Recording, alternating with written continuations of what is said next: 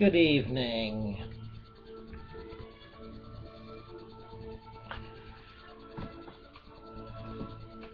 Gord's Poetry Show, number 21, I hope. In the waning seconds of National Poetry Month, I finally squeeze in the National Poetry Month Poetry Show. And just to be so contemporary and hip and cool, I'm going to start out with Li Po, the famous Chinese poet of the 8th century. Sorry, 8th century, not 7th. And the translation I'm using is a fairly new one by J.P. Seaton. And the collection is called Bright Moon, White Clouds. Seeing off my friend Ho, going south again. Mirror lakes, flowing streams, rippling clear waves. With this mad traveller's returning boat, there will be high spirits. Mountain shadows and this man of the Tao. It seems as if they've met before.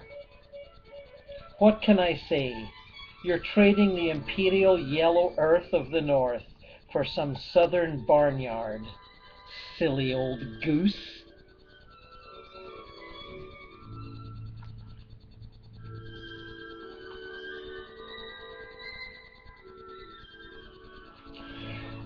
Egret. The white bird settles on the autumn waters, flies alone, settles like a snowflake. Heart, mind, set, ready, won't go yet. We stand alone beside the sandy islet.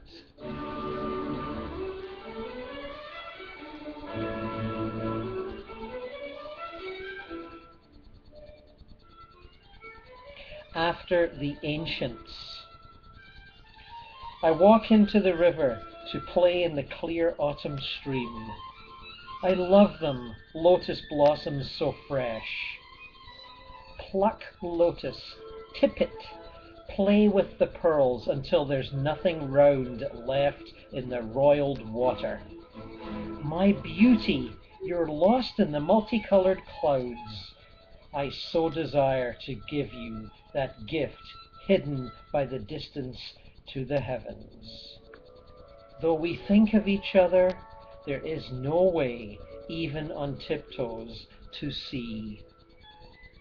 I stand so long, my heart grows taller, drawn out of me, gazing into that cold breeze toward you.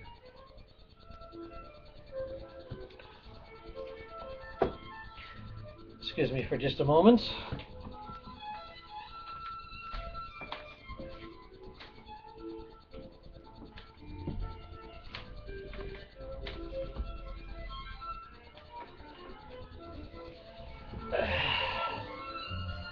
Li Po and wine. How could we separate them? Ever.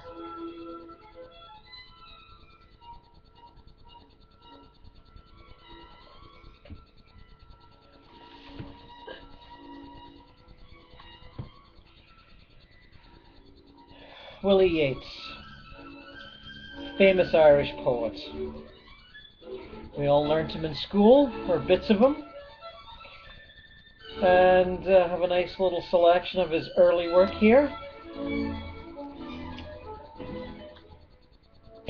Early poems it is called, indeed it is called. Down by the Sally Gardens. Down by the Sally Gardens my love and I did meet. She passed the Sally Gardens with little snow-white feet.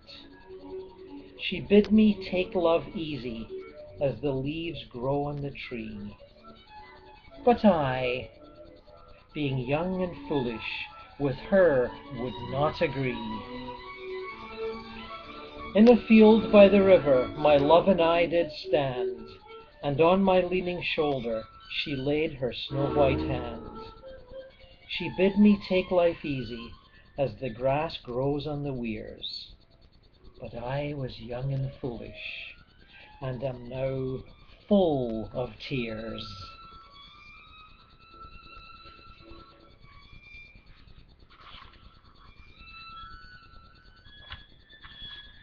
Another nice one here. What is it now?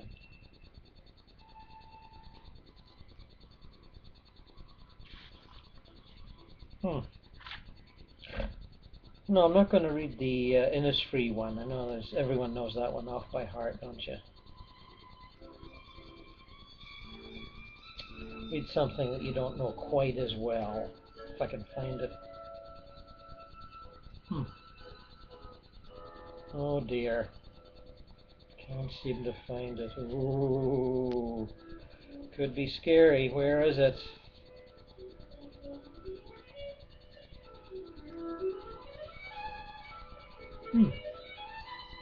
Ah, there we are.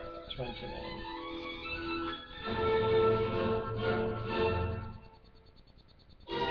When you are old and grey and full of sleep, and nodding by the fire, take down this book and slowly read, and dream of the soft look your eyes had once, and of their shadows deep.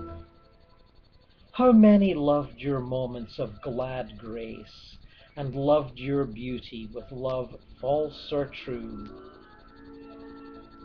But one man loved the pilgrim soul in you, and loved the sorrows of your changing face.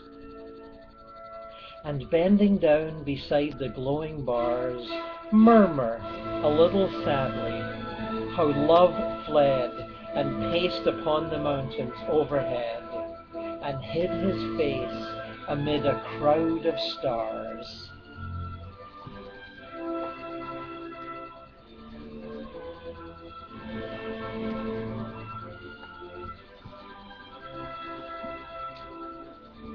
Came across a great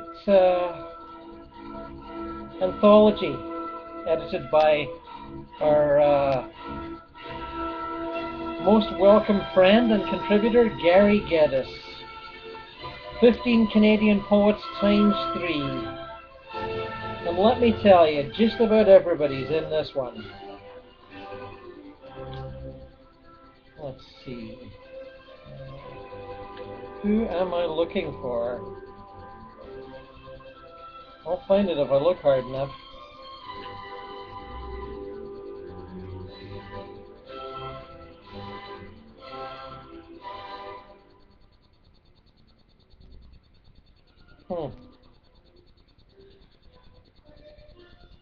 Ah, there we go.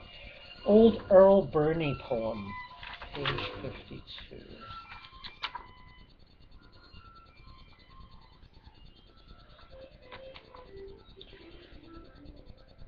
From the Hazel Bough. I met a lady on a lazy street, hazel eyes and little plush feet. Her legs swam by like lovely trout. Eyes were trees where boys leant out. Hands in the dark and a riverside, round breast rising with the fingers tied. She was plump as a finch and lithe as a salmon, gay as silk and proud as Brahmin. We winked when we met and laughed when we parted. Never took time to be broken-hearted. But no man sees where the trout lie now, or what leans out from the hazel bough. How sweet. I'd like now to move to a poem of Gary Geddes here. I was pleasantly surprised to see he had, many years ago I guess, put together a poem for Philip Larkin, whom we have met, and interacted with here on Poetry Show, and we will again tonight. Philip Larkin.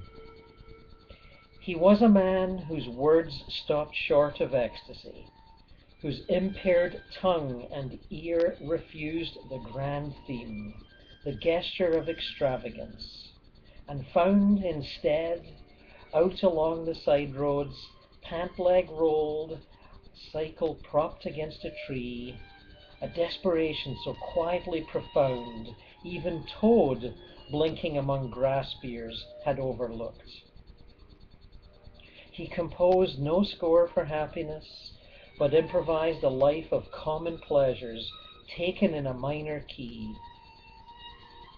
A few pints with friends who didn't talk of poetry, an early morning stroll in Pearson Park, industrialist's gift to dreary fog-bound Hull, sausages on campus, a slice of Humber pie, hearing aids turned off, he tunes his inner music, a private soul station. Some such jazz, communes with Jelly Roll and Biderbeck, or watches from his window at the Nuffield, where Westbourne intersects with Salisbury. Winos rub themselves against the freshly painted thighs of mermaids in the Victorian fountain, who take their own libations from a conch, while such doleful enthusiasts drink his health. All flesh conspires to silence Larkin. He undergoes a sea change in the avenues. With no more reason to attend, he sings the poem of his departure, achieves his wish to be alone, propped up in bed and talking to himself. Only one thing is denied: the desire of oblivion.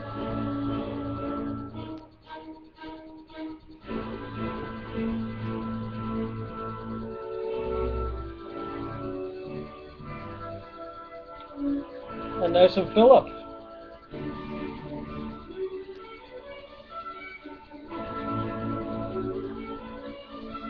Again from the Whitsun Weddings, which we've read before. Home is so sad. It stays as it was left, shaped to the comfort of the last to go, as if to win them back. Instead, bereft of anyone to please, it withers so, having no heart to put aside the theft, and turn again to what it started as, a joyous shot at how things ought to be, long fallen wide. You can see how it was. Look at the pictures and the cutlery, the music in the piano stool, that vase.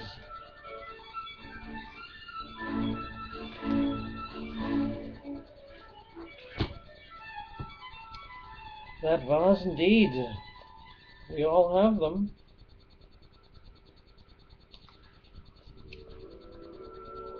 And here is my response to that. The Room, for Philip Larkin. The room has rested in your absence, and now is ready to realign your karma. With some riotous feng shui, especially selected by your very own house angel, greeting your lapels each time you look askance, keeping taut with the schedules the day has somehow developed. The room wants to reach you with its own inner radiance, reach out and wrestle you to the ground of all being, where you may roam as freely as the clouds you admire, while you walk that career with its regiment of mantras.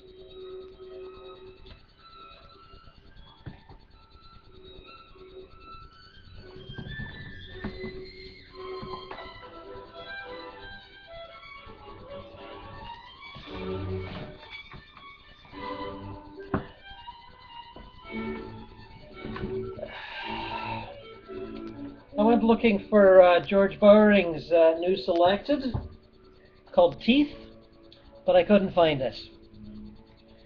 Another time, of course. So let us go to a selection of lyrics by George from 2004, selected by the Poet Laureate himself, Changing on the Fly.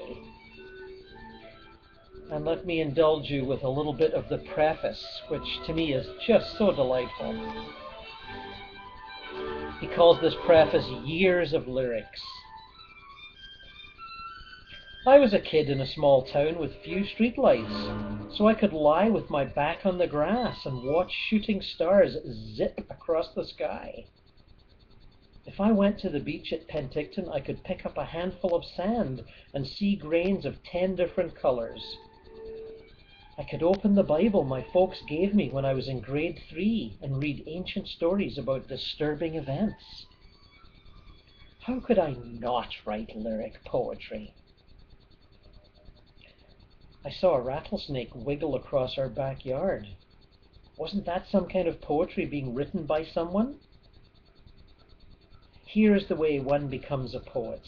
One sees it being done and decides one wants to do it too.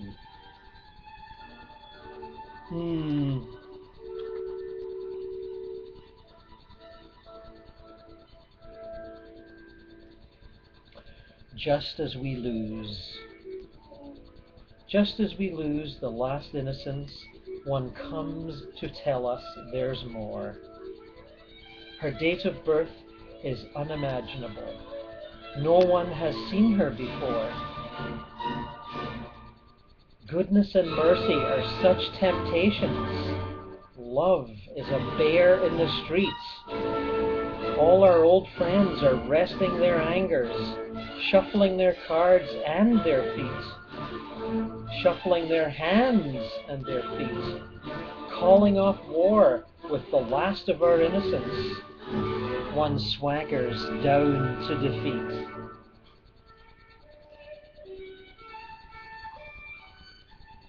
A prayer.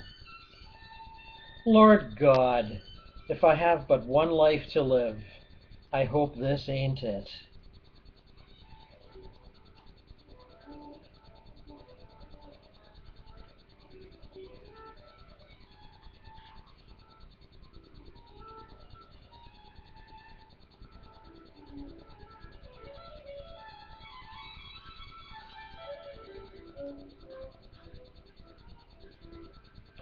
Nobody belongs anywhere.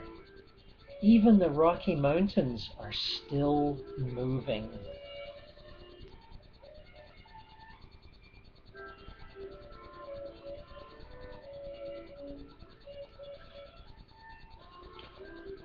The crumbling wall. A crumbling wall is a good thing.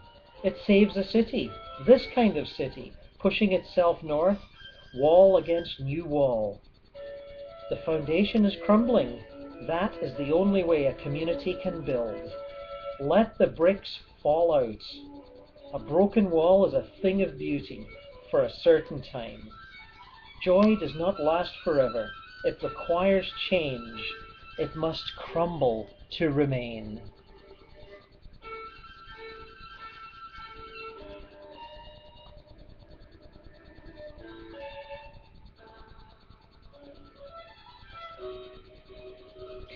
We'll certainly return to that.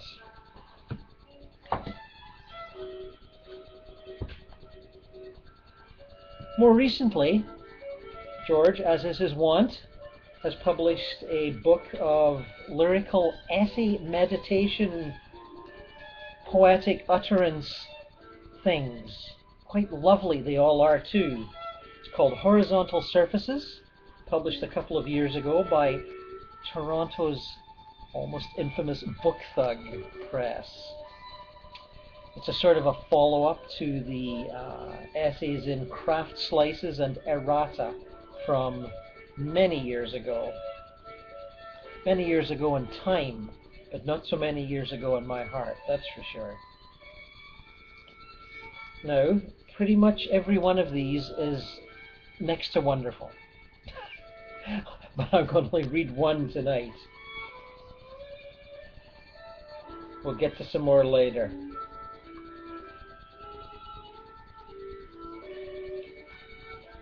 God. Just in case those of you thought George would never write about God, well, here's one called God. For some people, or so they say, poetry, or writing poetry, is cultural work. Maybe what they are engaged in is text production. The purpose of the poem is to instruct and encourage the people in their striving for social progress. In this world, any sense of the sacred or the superhuman is going to be resisted. If there is ever going to be any transcendence, it will be a group thing. Also to be suspect are Freudian notions and any humor that is not employed in the class struggle. There is a somewhat similar poetry employed to support the already stated causes of various religions and totalitarian governments. The poems tend to be abstract or allegorical, always firmly within the control of the poet. Often it is hard to tell this poetry from the cultural work I was mentioning. In the 70s and early 80s, I subscribed to an arts magazine called the Romanian Review. All the writing, fiction, poetry, and drama was done by writers who were firmly in control of their material. That's a phrase favored by book reviewers in newspapers, don't you know? In the bourgeois world, on the other hand, a peculiar notion has found its way from kindergarten into verse composition, that poetry is written to express the poet's feelings, soul, self, or desires. That is what happens when you give morons the vote. Call me old-fashioned or an idiot, but I think that writing poetry is something like religious devotion. A poem is not necessarily a prayer, but it is more like a prayer than an anecdote. 3 cheers for that one, George. Nice one. That certainly doesn't irritate me, but I'm sure it irritates some people. I recently came across the work of Mary Oliver, an American poet who seems very well established, winner of the Pulitzer Prize and the National Book Award. And she has a lovely little book of prose poems called What Do We Know? The Word. How wonderful! I speak of the soul, and 7 people rise from their chairs and leave the room. 7 others lean forward to listen. I speak of the body, the spirit, the mockingbird, the hollyhock, leaves opening in the rain, music, faith, angels seen at dusk, and 7 more people leave the room and are seen running down the road. 7 more stay where they are but make murmurous, disruptive sounds. Another 7 hang their heads, feigning disinterest, though their hearts are open. Their hope is high that they will hear the word even again. The word is already for them the song in the forest. They know already how everything is better, the dark trees less terrible, the ocean less hungry, when it comes forth and looks around with its crisp and lovely eye and begins to sing.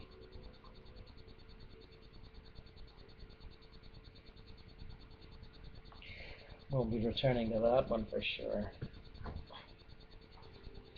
Also in my wanderings of late, while I was looking for that same George Bowering book, I came across a new collection of the work of the 1920s and 30s Canadian lyric poet Raymond Knister, edited by Gregory Betts. And I found my old Raymond Knister collection, Windfalls from Cider, from 1983, edited by Joy Kuropatwa. And I thought, yes, let's have a little Raymond Knister. A career tragically cut short by a drowning. A little bit of Tom Thompson there. I'm sure he would have gone on to many great things given the work here that we see. Early modernism for Canada.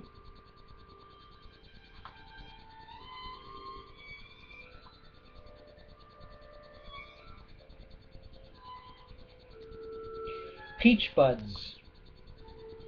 As we wait in the dark, in winter's young spring rain, stricken the lashed drops cling. In dawn, in the wind we crispen, complaining silverly, weeping. The sun makes fire with our silver over the valley, an hour as we wait. Over trees in spring dusk, whither the clouds drifting level, merging slowly in silence, from the sunset's purple cave, through dolphin shoals, athwart the ghost moon shallop, drifting level, merging slowly to what unseen ports, or glimmer of simulated dawn. Athwart. My, we don't see that word too often anymore, do we? I challenge you all, write a poem with the word athwart in it.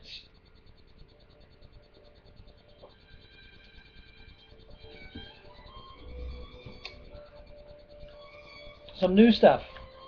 Newish, anyway. From the book Earworm by Nick Thran, published by Nightwood Editions 2011. Nifty cover. Oh, can we get the light there? See that? Lovely bit of artwork there.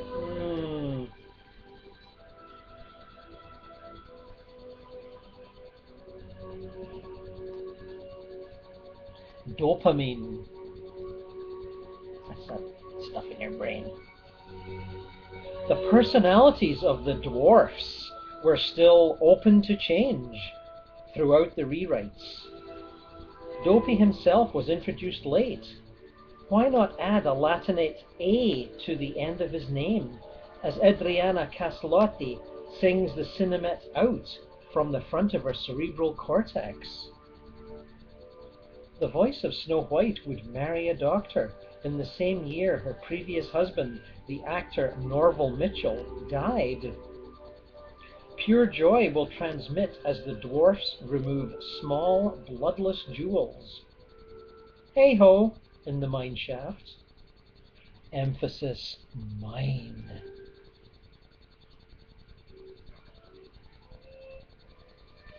Amanda is the sunshine that keeps the plants alive.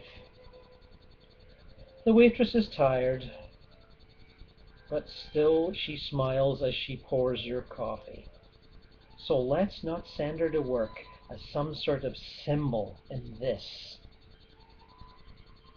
Once, at a retreat high in the mountains, 40 harpists lined up together for omelets in the cafeteria. Nubile in long flowing dresses. It was cinematic, like rain after a lover's quarrel, after a door slammed shut for the last time. This season my friend is taking to calling his exes. Just to see what they're up to, he says. Doesn't he know already? It's been raining for days. The city is swarming with couples. They huddle happily under the blooms of multicolored umbrellas on every single street. When the waitress swears that she's met me before, I don't protest. Let's say it was Norway, a year abroad. I was studying for his forensic science exam when her breath on the back of my neck broke through a fog, through theories and diagrams. My name is Amanda, she said, and I already know who you are.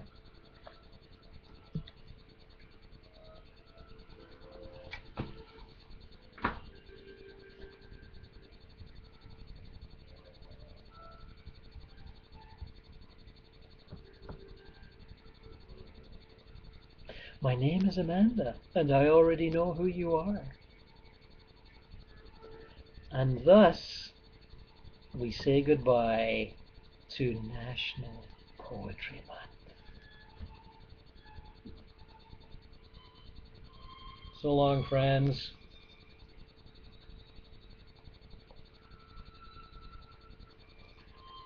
Don't forget, write a poem with the word athwart in it.